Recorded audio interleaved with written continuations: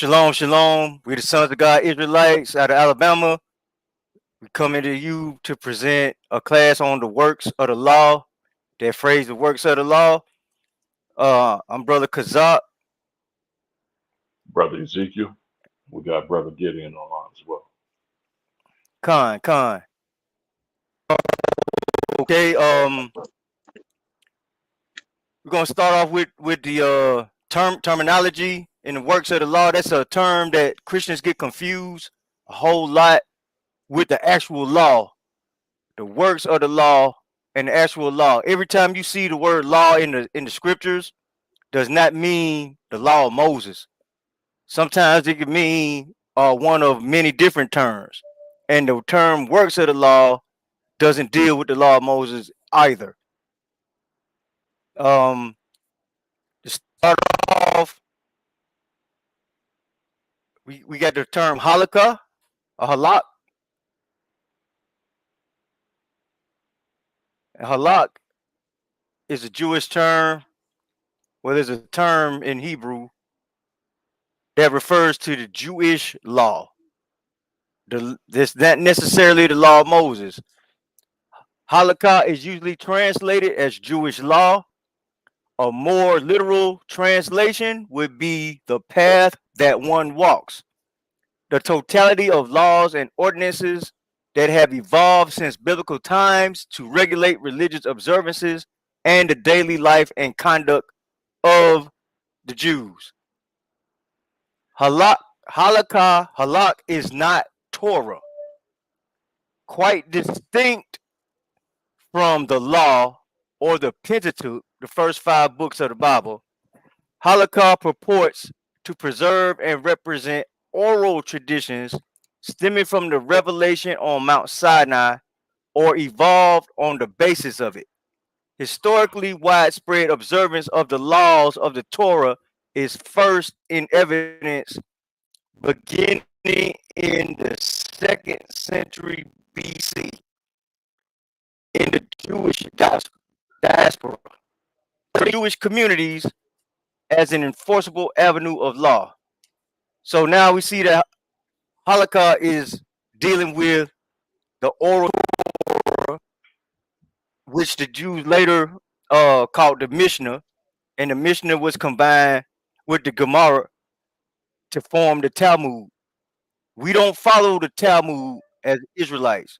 The Talmud is an, a document or a book or a writing or a literary work that the Jewish people deal with, and they revere it above the Torah. You got any thing on that, brother Ezekiel? Nah, Khan, are you good?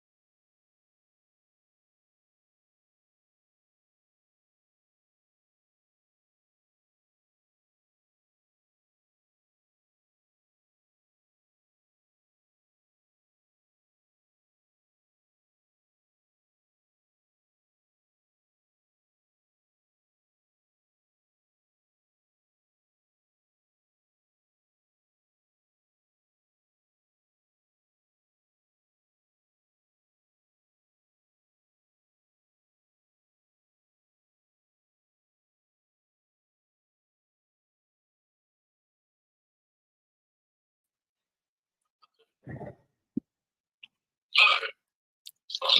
right.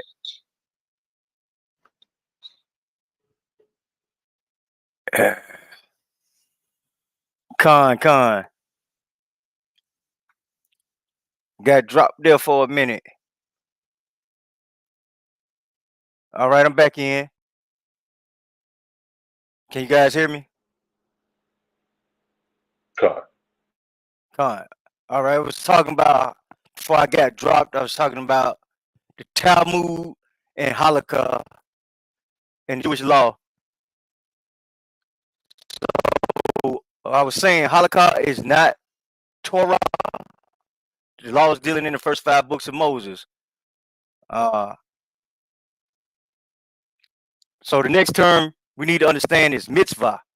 Now, mitzvah is a command, whether it's from man or God.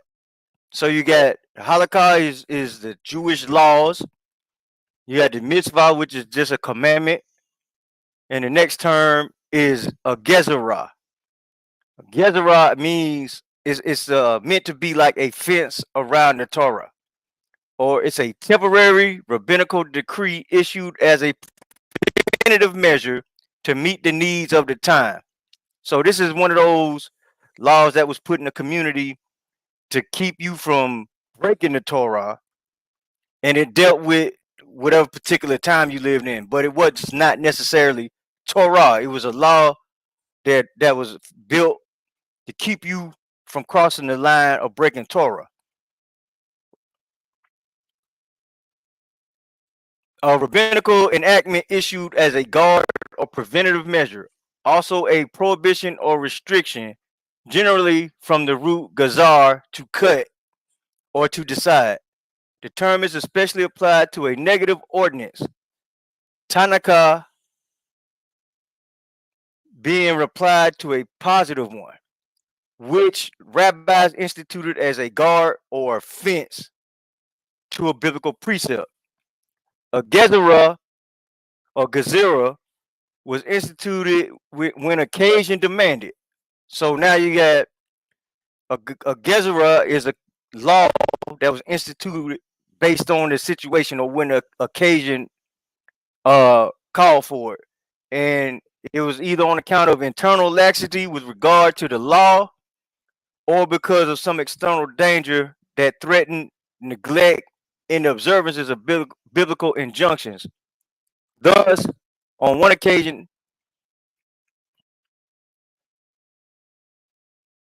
we're going to skip that little part. So now we know we discussed we discussed what halak was, a mitzvah, gezerah.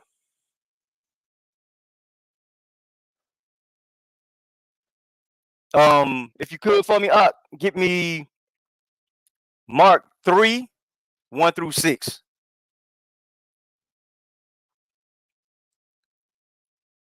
Mark 3,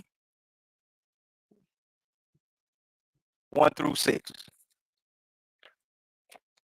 We had my bad time over here today. Drop. While I'm waiting for him to come back in, I'll get Mark chapter 3. While you can wait for him to come back in, I'll get Mark chapter 3. I can hear you now. You can hear me out? While you can wait for him to come back in, I'll get Mark chapter 3. I can hear you now. You can hear me out? While you can wait for him to come back in, I'll get Mark chapter 3. I can hear you now. You can hear me out? While you can wait for him to come back in, I'll get Mark chapter 3.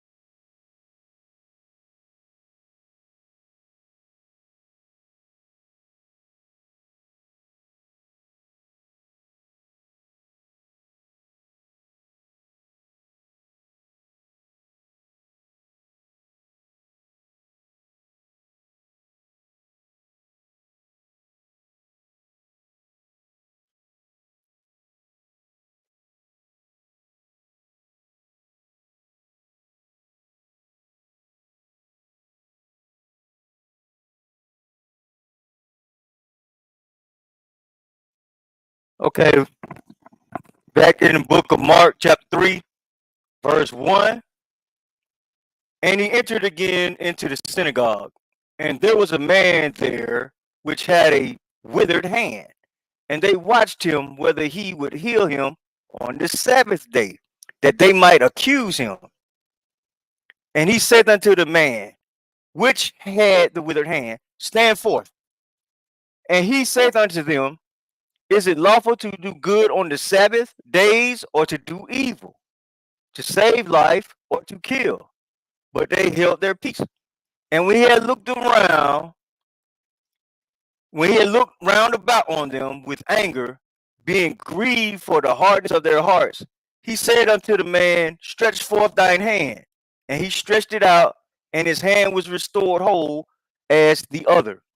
And the Pharisees went forth and straightway took counsel with the Herodians against him, how they might destroy him.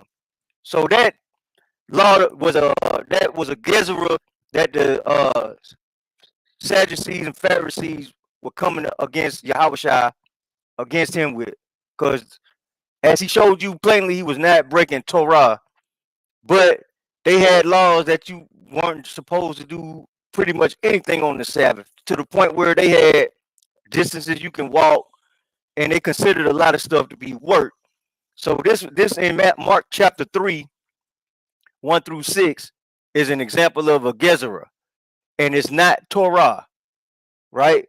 But they tried to make it seem like it was Torah, because in their society, they made the laws that they made that weren't Torah, they made them as important as the law of the Most High. However, they weren't. So that's an example of a Gezerah. Also, other examples are in Matthew 15, 1 through 9, where he's talking about washing hands.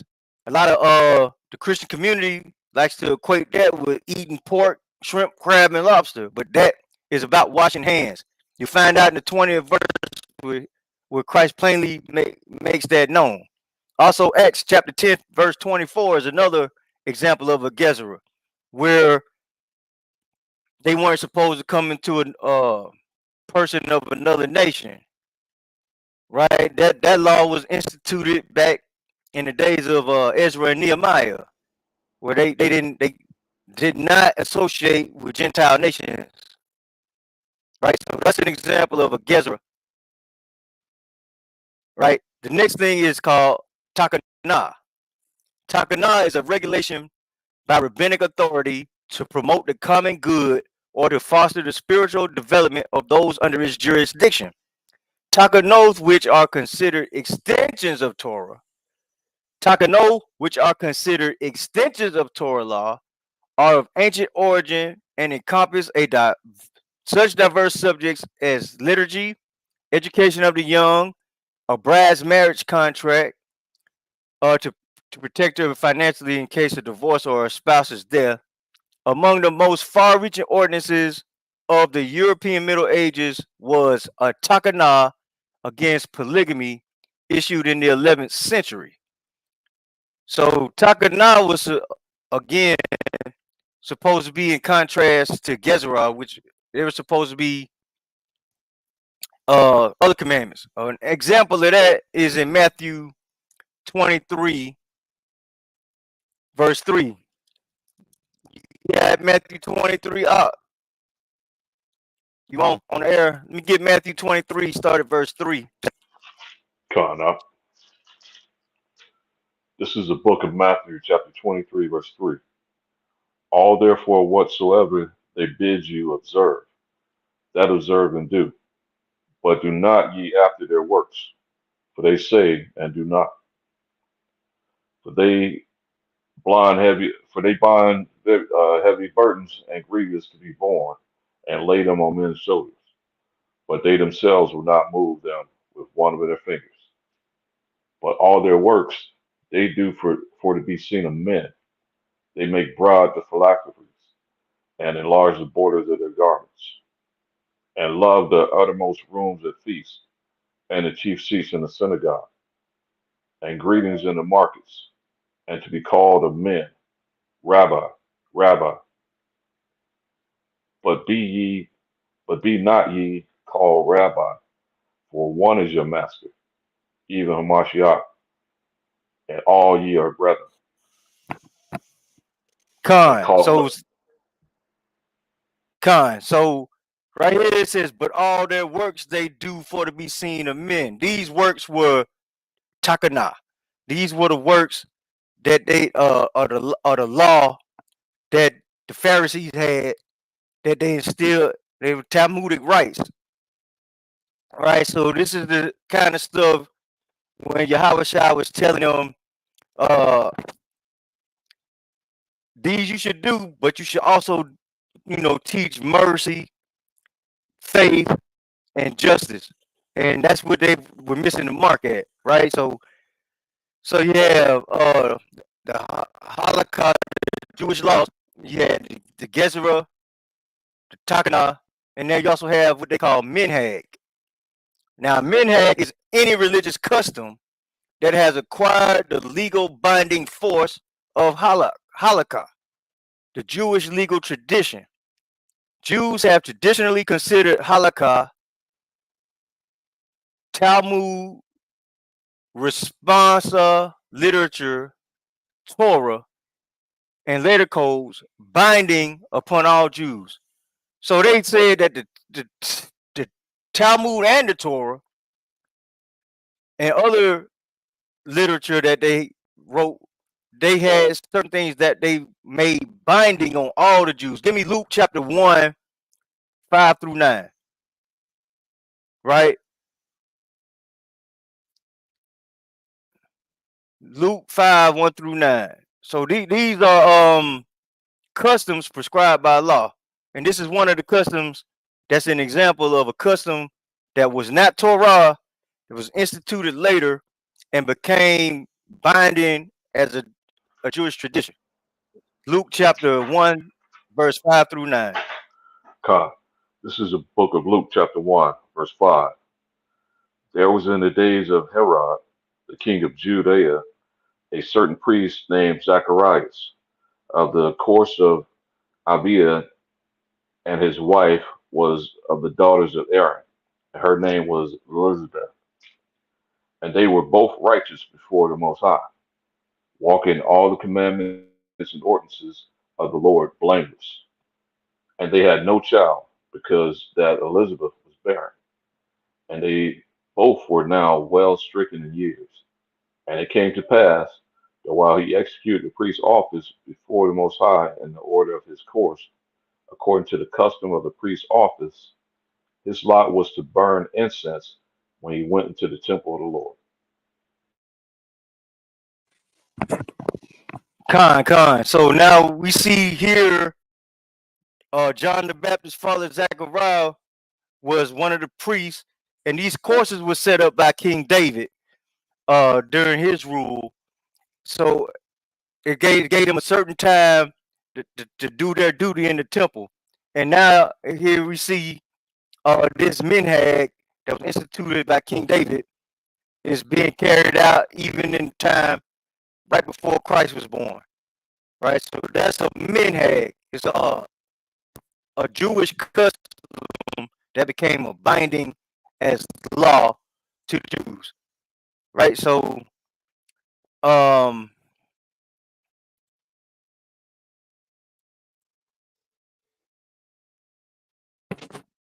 so now we got those out the way. Talking about the Tanakh, the minhag, the Gesera, mitzvah, halak, all those terms.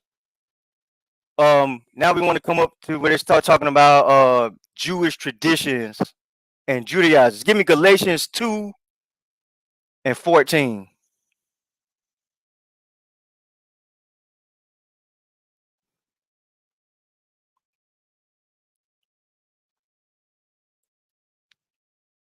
Galatians 2 and 14. This is the book of Galatians, chapter 2, verse 14.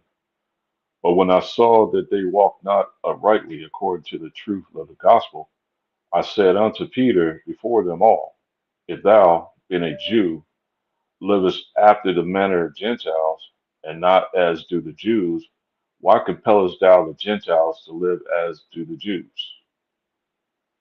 We are we who are Jews by nature, and not sinners of the Gentiles, knowing that a man is not justified by the works of the law, but by faith in Hamashiach Yahushua. Even we believed in Hamashiach Yahushua that we might be justified by the faith of Hamashiach and not by the works of the law. For by the works of Con, the law shall no flesh be justified. con. So here we in verse 14, we have the term after the manner of Gentiles, or like the Gentiles, or to live as do the Jews. This term is to adopt Jewish customs and rites, imitate the Jews, Judaize. One who observes the ritual law of the Jews. These are done in accordance with social custom or normal protocol, an act or series of acts regularly repeated in a set, precise manner. So we see in this verse, we are not talking about Torah when it's talking about um, not living after the manner of the Gentiles, right? This is the when they come to the word Judaize. This is where the word Judaize comes in, and it's to adopt the customs. This does not have anything Judaizing. Does not have to do with the Torah, the law of Moses. It is to adopt Jewish customs and rites or imitate Jewish living. So when he's going in, he says after the manner of the Gentiles, there were things that the Jews did in their walk that the Gezerah and the Takana, which were laws designed, the Gezerah especially, a fence around the Torah. So this wasn't Torah law, it was to keep you from breaking Torah. So a lot of these customs, rights, the minhag, they are not Torah. They're things that were instituted later. And this is what when Jesus was speaking against them stressing so heavy on and not keeping Torah. So this is why Jesus was into with the Pharisees and the Sadducees all the time, because they were stressing these halakha or these Jewish laws over the Torah, right? So when they say Judaize or you hear the term Judaizer, it's not talking about the law of Moses, right? Judaizers, those who adopted Jewish religious practices or sought to influence others to do so. The Greek verb yadizo, to Judaize, appears only once in the Septuagint in Esther chapter 8 verse 17, and once in the New Testament in Galatians 2 and 14, right here where we just saw it. In the Septuagint, this verb is used in relation to the Gentiles in Persia who adopted Jewish practices in order to avoid the consequences of Esther's decree, which permitted Jews to avenge the wrongs committed against them. Right? So give me Esther 8 and 17, and we'll prove that that word is not the same as the law. This is that nothing to do with Torah, right?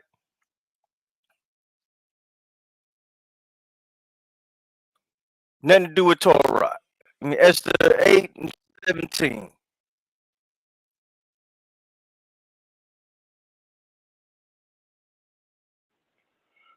This is the book of Esther, chapter 8, and going down to 17.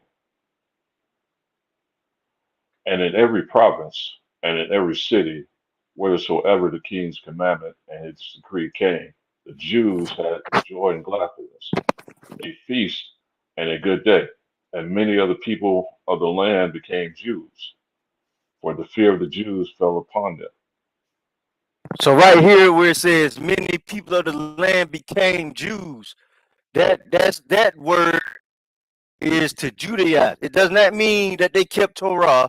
It means that they started following Jewish customs to protect themselves from the wrath and the vengeance the Jews who they had been oppressing all this time till the king's decree came down, right? So then we have the word Masoret. Masoret is an unwritten tradition orally passed down as law by the Hebrews, and that's where you get the Masoretic text from when you're talking about the text that some of these Bibles were translated from into the English, right? And Masoret just means transmission of a precept, specifically the the law, ordinance, and tradition, right? So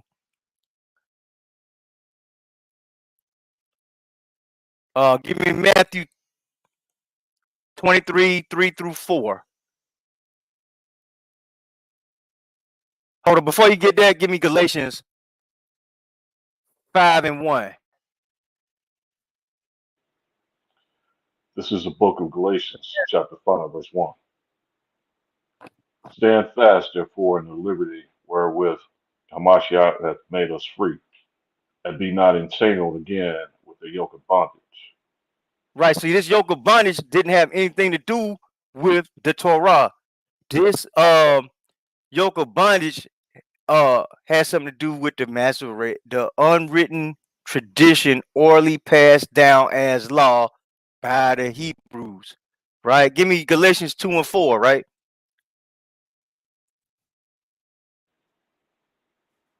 This is the book of Galatians, chapter 2, verse 4. And that because of false brethren unawares brought in, who came in privily to spy out our liberty which we have in Hamashiach Yahushua, that they might bring us into bondage. Right. So this bondage again is that unwritten tradition orally passed down. We know it today as Talmud. That's what we know it today as. That oral tradition passed down as law, right? Give me give me Matthew 23 and start at verse 3.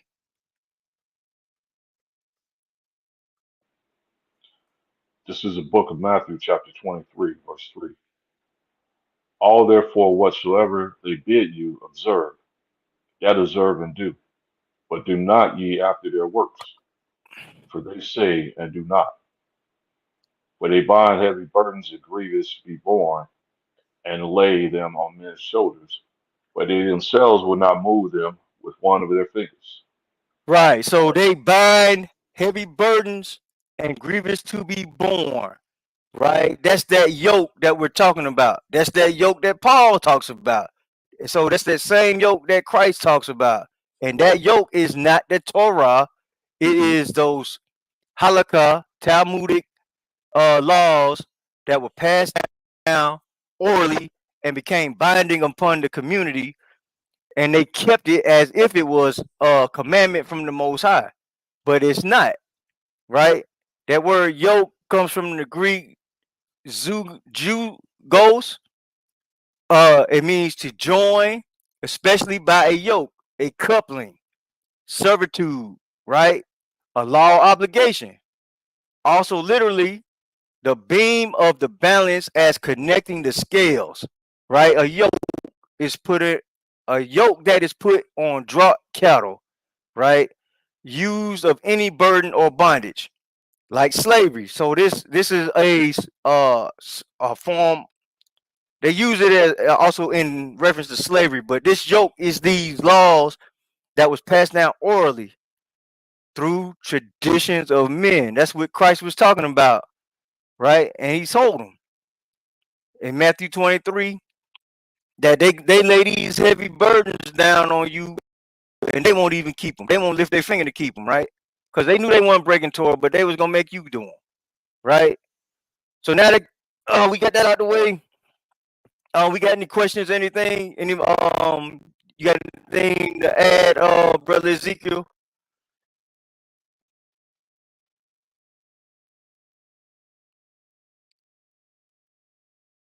No.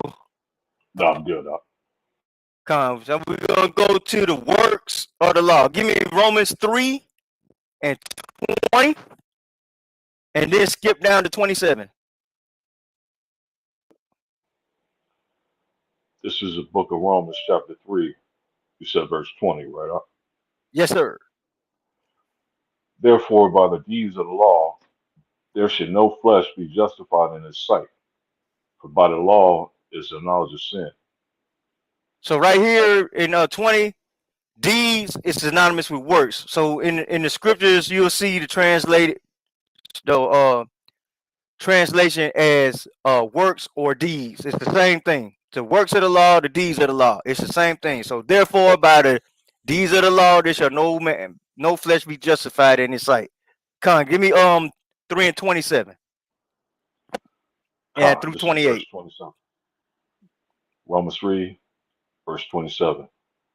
Where is boasting then is excluded. By what? Law? Of works? Nay, but by the law of faith. Therefore we conclude that a man is justified by faith without the deeds of the law. Without the deeds of the Again, law. right. Again, here we see works and we see the term deeds of the law. Right. Give me Romans 9 and 32. Right, because this term, there's something special about this term, works of the law, deeds of the law. Con. This is the book of Romans, chapter 9, and verse 32.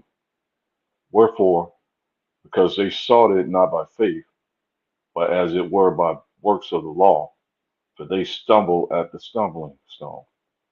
Con. So here we go again. Works of the law. Works as they didn't seek it by faith, but as it were by the works of the law. Right? So we got the deeds of the law, works of the law. Give me Galatians 2:16, and we're gonna read that last one. But it's also found in Galatians 3, 3 times in Galatians 3, in verse 2, verse 5, and verse 10. But I just wanted to show you that Romans and Galatians are the only places you find this term works/deeds of the law, right? So Galatians 2 and 16. Con. This is the book of Galatians, chapter 2, verse 16.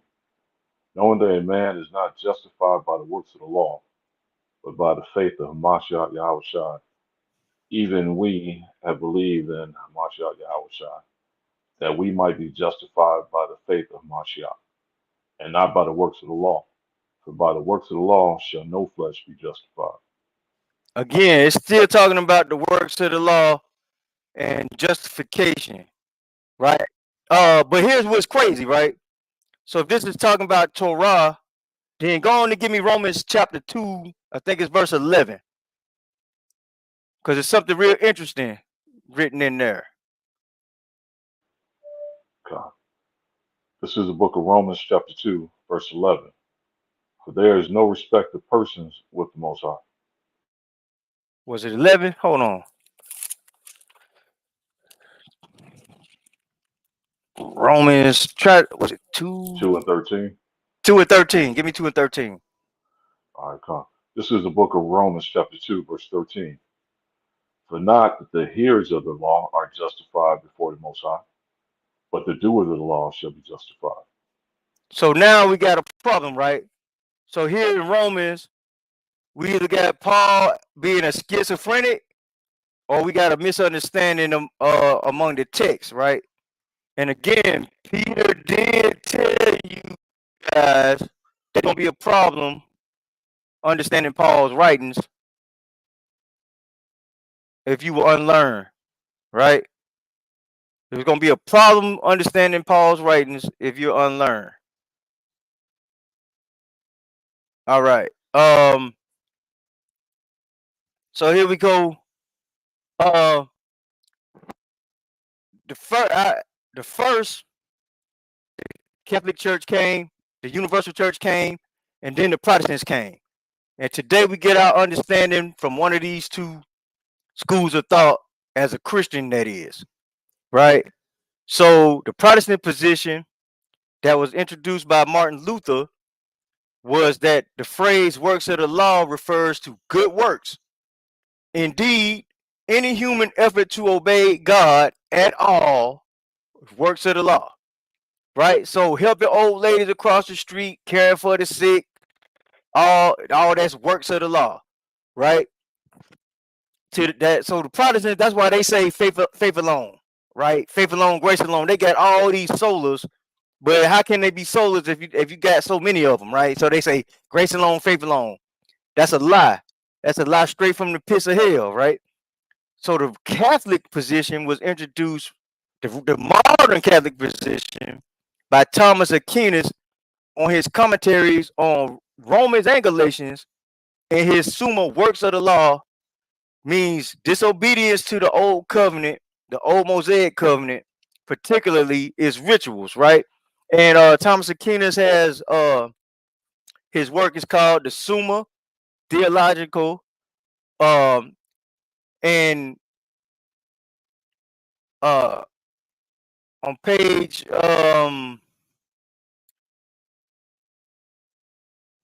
112, 111 and 112, he says that human law persuades men by means of temporal rewards or by punishment to be inflicted by men, whereas the divine law persuades men by means of rewards or punishments to be received from God.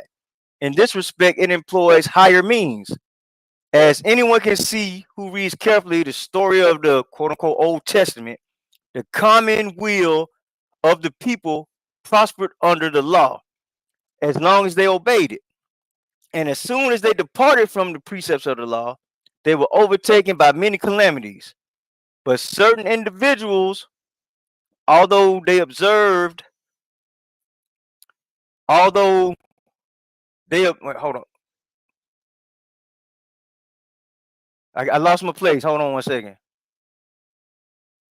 But certain individuals, although they observed the justice of the law, met with misfortunes, either because they had already become spiritual, so that misfortune might withdraw them all the more from attachment to temporal things, and that their virtue might be tried, or because while outwardly fulfilling the works of the law, their heart was altogether fixed on temporal goods and far removed from God.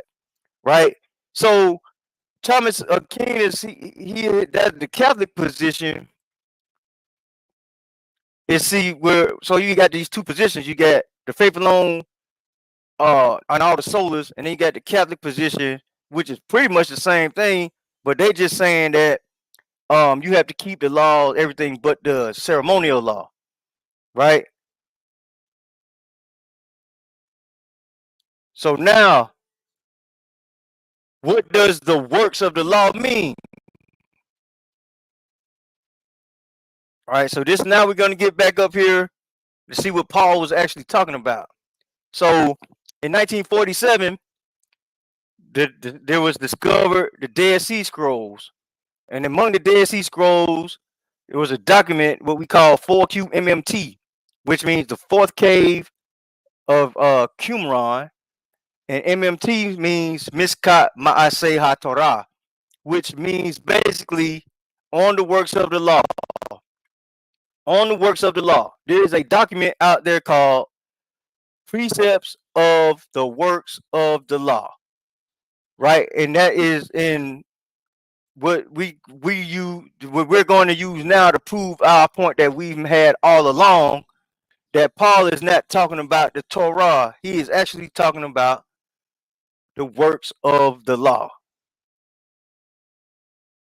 Right? So in the 4Q, in the letter, this is a letter from the Essenes to the Pharisees about ritual purity, and it's the only use of the phrase works of the law in ancient literature outside of Paul.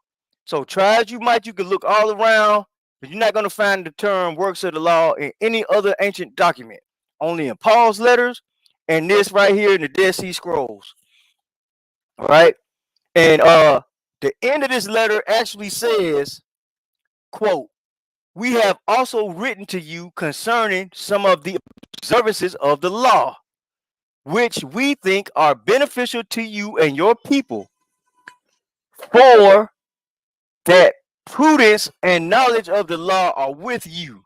Right? So they knew that the Pharisees were serious about keeping the law, but the Essenes was like, yeah, but you ain't quite got it yet, right? So they're saying, understand all these matters and ask him to straighten your counsel and put you far away from thoughts of evil and the counsel of Belial. Consequently, you will rejoice at the end of time when you discover that some of your sayings are true, and it will be reckoned for you as righteousness.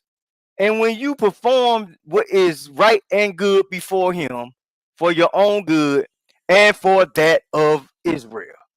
Right? So we see right here where they actually say, and it will be reckoned for you as righteousness. Right? So these are not Torah based laws. Right? These are the Essenes. Right? So before I take my little sidebar,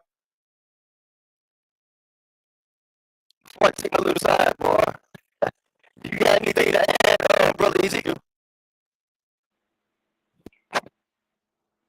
Now go ahead. Con. So we know that it was four major sects during the Jewish time. We had the Pharisees, the Sadducees, the Zealots, and the Essenes, right? And Josephus mentions the Essenes in his Jewish War Book 2, chapter 8, where he says, "For there are three philosophical sects among the Jews, the followers of the first, of which are the Pharisees, of the second, the Sadducees, and the third sect, which pretends to a severer discipline, are called Essenes.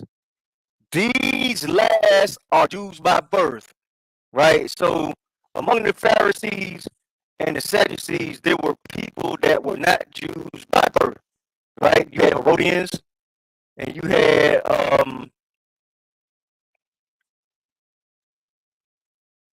other nationalities of people that were prominent in the community that were Pharisees and Sadducees. But among the Essenes, there was no such thing, right? The fourth group is the Zealots. In the Antiquities of the Jews, Book 8, Chapter 1, the Jews had for a great while had three sects of philosophy peculiar to themselves: the sect of the Essenes, the sect of the Sadducees, and the third sort of opinions, what was called the Pharisees. Right later on in that same book, where he just goes on and tells what the doctrines of each were, and then he goes down and he says, "But of the fourth sect of Jewish philosophy, Judas the Galilean was the author. These men agree in all other things with the Pharisaic notions, but they have an inviolable attachment to liberty and say that God is to be their only ruler and Lord. They also do not value dying any kinds of death, nor indeed do they heed the deaths of their relations and friends, nor can any such fear make them call any man Lord. And such as a movable resolution of theirs is well known to a great many. I shall speak no further about the matter, nor am I afraid that anything I have said of them should be disbelieved." Right? But okay, so this group was the Zealots. So the four sects, right? But the sect of the Essenes is not mentioned by name in the scriptures, but from Paul's letters we can see who he was talking to, right? So what are the works of the law in the found in the Qumran cave in the Dead Sea Scrolls, right? These things cover like the purity of liquids poured from one container to another, the impurity about bones and animal hides, stuff like whether dogs could be in Jerusalem because dogs were unclean. They also dealt with skin diseases, keeping away from Gentiles, uh, dealing with blind and deaf people in the temple, right? These things are the things that are found in the Dead Sea Scrolls among the caves of Qumran, right? So when we get back to Paul in Galatians, we gotta understand that he's not talking about the Torah. He's talking about this document, because keep in mind, this is a letter written to the church in a certain area. And it's also known that the Essenes were known to be throughout the cities, and they gathered in groups throughout the cities, right? So they just kept to themselves, even though they lived city to city, right? So when we see works of the law in the scripture, it is not talking about Torah. It is not. It is talking about this document works of the law, or it's dealing with the Talmudic law, the oral traditions that's handed down. So when we see anything that seems to be saying not to keep the law, we know that it's not talking about Torah. We know that it is not talking about Torah. Because if you go back to Romans 2 and 13, what does the Romans 2 and 13 say again?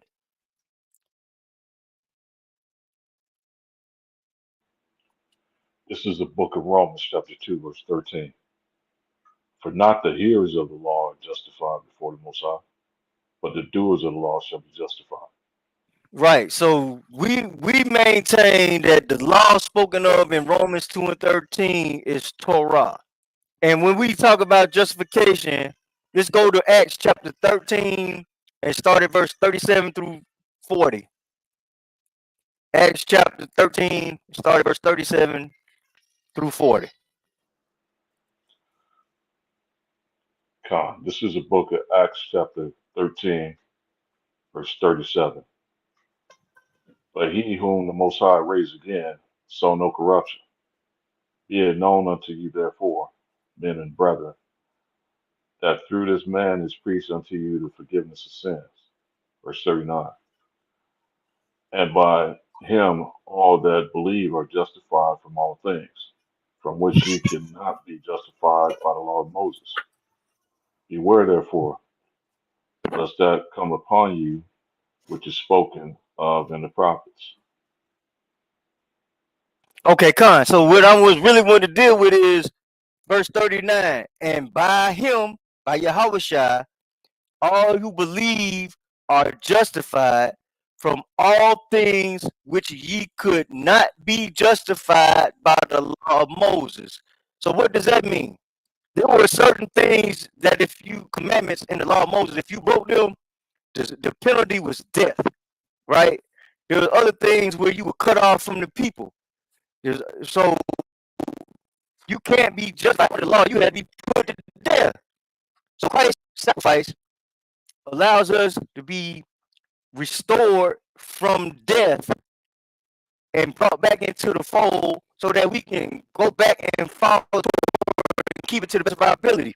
So when justification don't have anything to do with not keeping Torah. And in fact, you have to have keep the commandments and the faith to be justified before the Most High, right? So give me Revelation 22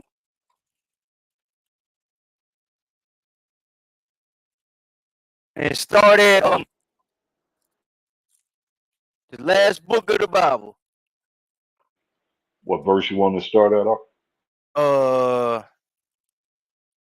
Let's see, where's 14? Start at 11. 11 through 14. Con. This is the book of Revelation, chapter 22, verse 11. He that is unjust, let him be unjust still. And he which is filthy, let him be filthy still. And he that is righteous, let him be righteous still. And he that is holy, let him be holy still. Verse 12. And behold, I come quickly, and my reward is with me, to give every man according to his work shall be. I am Alpha and Omega, the beginning and the end, the first and the last. Blessed are they that do his commandments, that they may have right to the tree of life, and may enter in through the gates into the city. So if you want to get the kingdom, even Yahweh said in Matthew 16, 19 and 16, you have to keep the commandments. Right here in Revelation 22, he said, blessed is he that keep the commandments, right? And for all you Christians that say faith alone, grace alone, not by works, because you don't have an understanding. Read verse 12 again right here for me, brother.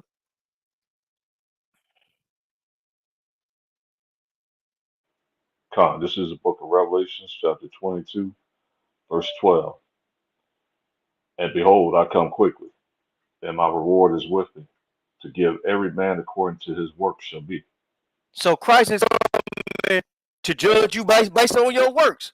So the Protestant church, you wrong. The Catholic church, you wrong. You have to keep the law, statutes, and commandments and the faith of Christ to get into this kingdom that's only made for the children of Israel. Right? So with that, I'm going to conclude today's lesson.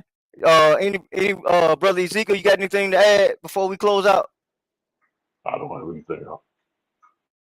Con. So Galatians 6 and 5, and then we I think it's Galatians 6 and 5 is what I want.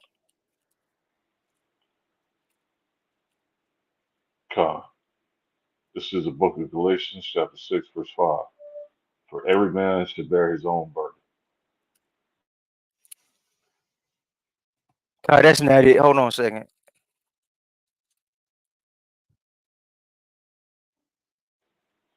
You might want verse 4. Huh? I want where it says, and finally, brother, maybe it's 10.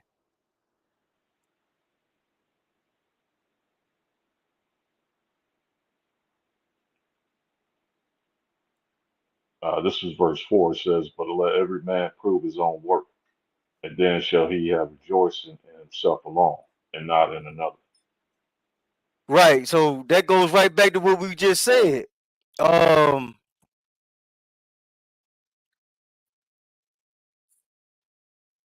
Works count. You will be judged by your works, whether they be good or evil.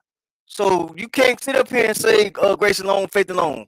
The works you do, keeping these commandments, keeping these commandments is what the Most High describes as our righteousness. It shall be our righteousness to do these commandments, right? I know y'all won't believe in the Old Testament, but that's the same law that we're going to have to keep and when Christ brings us in the bond of the new covenant.